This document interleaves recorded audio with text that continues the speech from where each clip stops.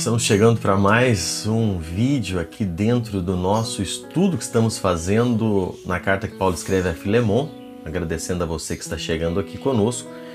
Desde já, se você não é inscrito ainda, peço que se inscreva no canal, deixe o seu joinha, seu like, faça o seu comentário, compartilhe com alguém, é sempre bom saber que você está aí do outro lado nos acompanhando.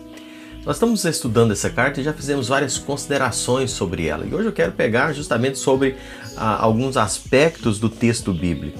Primeiramente, eu quero olhar com você quem de fato escreveu essa carta e como Paulo se apresenta no primeiro versículo aqui. O primeiro versículo dessa carta diz: Paulo, prisioneiro de Cristo Jesus, e o irmão Timóteo. O escritor dessa carta é o apóstolo Paulo, não é? Nós sabemos disso de forma muito clara. Paulo se apresenta como o autor dessa carta e com muitas evidências, embora Paulo menciona Timóteo aqui, um gesto de pura fidalguia, né, de consideração. Essa carta é pessoal, a carta de Paulo mesmo que está escrevendo. Não há nenhuma forma de considerar Timóteo como coautor dessa carta, mas apenas Paulo escreveu ela e sempre na primeira pessoa, então se colocando como de fato autor dessa carta. Lembrar também, Paulo, quando escreve essa carta, ele se apresenta como prisioneiro de Cristo, é assim que ele se coloca. Vale lembrar que Paulo, quando escreve a carta a Filemon, Paulo estava preso a Cristo por fé, não é?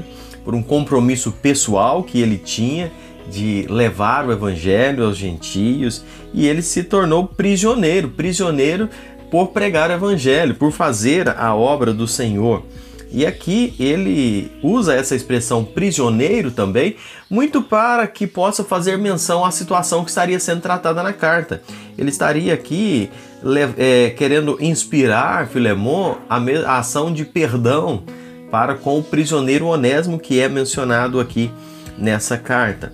Então Paulo vai se apresentando aqui, deixando muito claro que ele realmente é o autor desta carta. É bom destacar também, quando nós falamos em Paulo como prisioneiro, que Paulo não atribuiu a sua prisão à perseguição dos judeus, dos romanos. Paulo não atribuiu a sua prisão como se fosse uma orquestração do diabo para parar o seu ministério. Não, ele não coloca nada disso. O apóstolo entendia a soberania de Cristo e que ele governava plenamente a sua vida em todos os aspectos. Então ele olhava a sua prisão. Isso aqui é extremamente interessante. Nós observamos na carta, Paulo observa a sua prisão dentro de um aspecto da soberania de Cristo sobre a sua vida. Então Paulo sabia que Deus estava no controle absoluto de todas as coisas da sua vida. Existia uma agenda que é divina e ele estava ali e sempre com um propósito em todas as coisas. E Paulo aproveitava essas oportunidades, mesmo como uma situação desagradável, como ser preso inocente, né? Mas estava ali para servir a Deus dentro daquela situação, usando a expressão como um embaixador de cadeias. E Paulo usava todas as oportunidades, até as mais difíceis, para testemunhar de Cristo, como aqui no contexto dessa carta que está sendo escrita aqui a Filemon. A carta, como eu disse, ela foi endereçada a Filemon, versículo 2, você vai ver aqui, versículos, eu vou ler novamente o 1 e o versículo 2.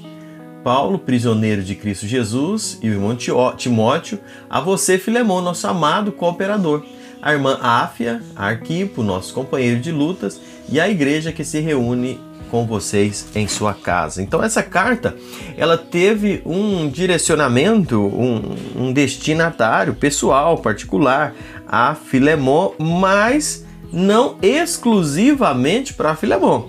Você vai ver aqui, ela também, no versículos 1 e 2, ela destaca a irmã Áfia, a Arquipo, a igreja que estava na casa, que reunia na casa de Filemon. Então existia esse destinatário pessoal, mas não exclusivo, foi para outras pessoas também.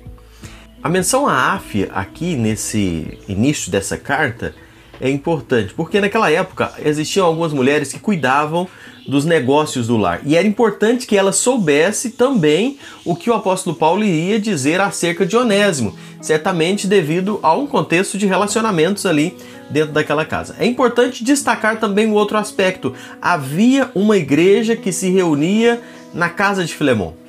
Isso aqui eu acho maravilhoso pensar, não é? A palavra grega aqui, eclésia, usada para referir-se a um grupo de crentes que reunia na casa de Filemon com o objetivo de adoração, de oração, de exortação, de comunhão, não é? E também para comemoração, para lembrar da ceia do Senhor, isso na casa de Filemon.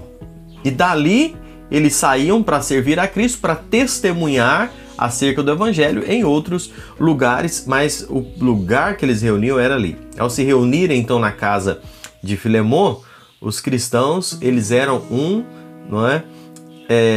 Em Cristo. Então todos que reuniam ali, e a gente percebe pessoas de categorias, classes diferentes, reuniam na casa de Filemon como a igreja. E nessa Assembleia dos Santos, Filemon não teria nenhuma preeminência sobre Onésimo.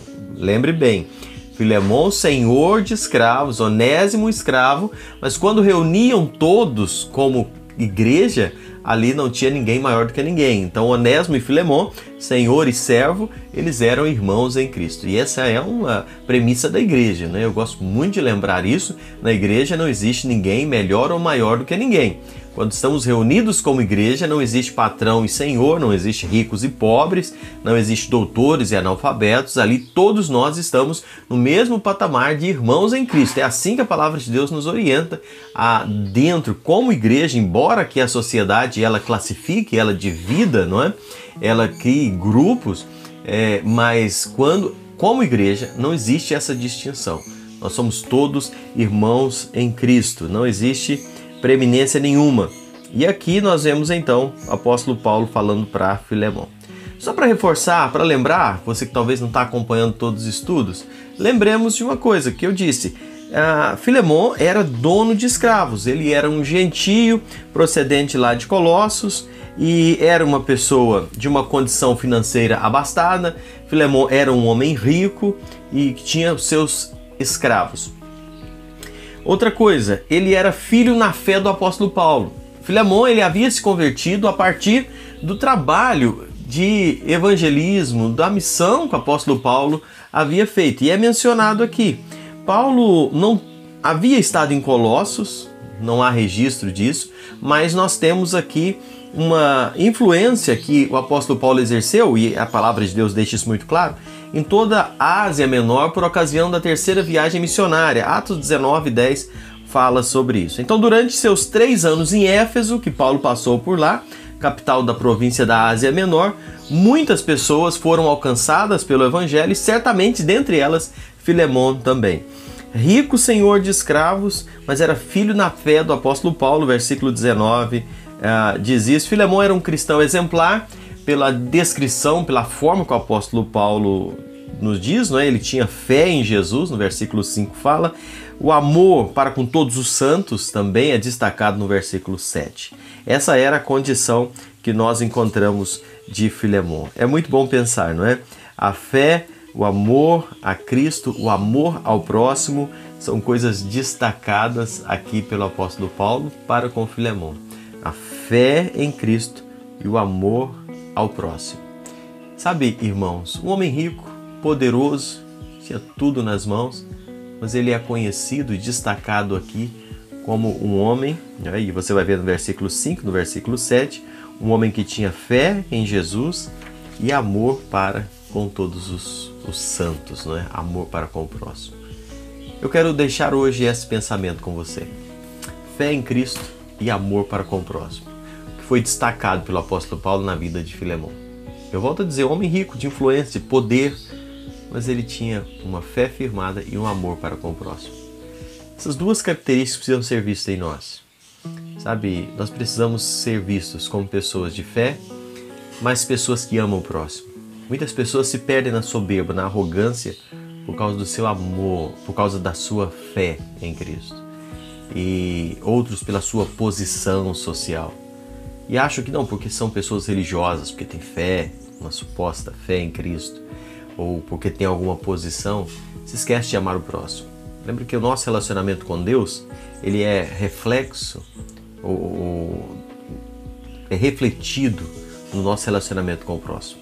Então não adianta você falar que é uma pessoa que tem muita fé em Deus, se você não reflete isso no seu relacionamento, se as pessoas não veem isso. E nós precisamos pensar o que está sendo destacado no nosso relacionamento. Deus possa nos abençoar. aplicar na nossa vida o conhecimento da sua palavra e que nós possamos viver vidas que honrem e glorificam o nome do Senhor nosso Deus. Um abraço, Deus te abençoe, até o nosso próximo encontro.